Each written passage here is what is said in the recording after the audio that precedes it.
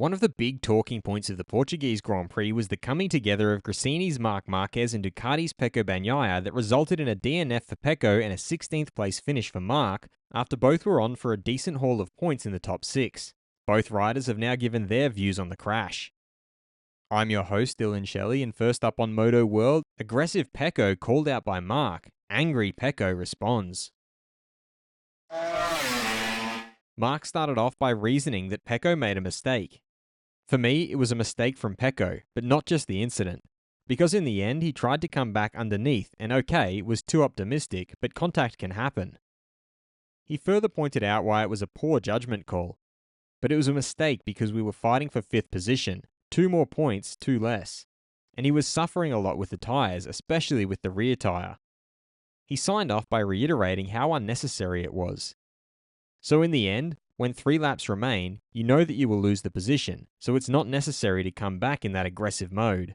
But he decided like this. The consequence to Ducati is 0 points for both of us. Pecco meanwhile explained why he went for the move.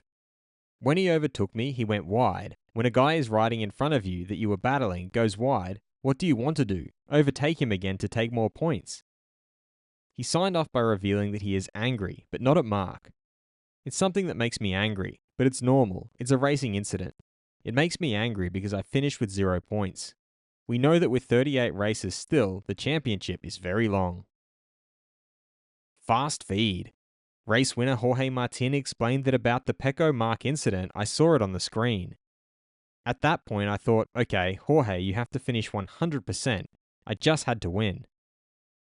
Aprilia's Maverick Viñales, who was denied a podium because of a last-lap gearbox issue, will not say it's a disappointment.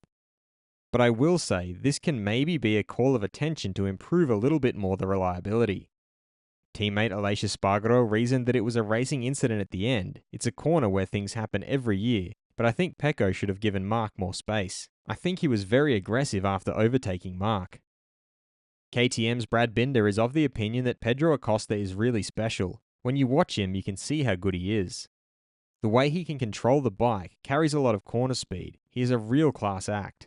And Yamaha's Fabio Quartararo stated this is positive. The mentality and the way of working is much, much faster than the last year. Who was primarily at fault in the Marc Marquez-Pecco Bagnaia incident?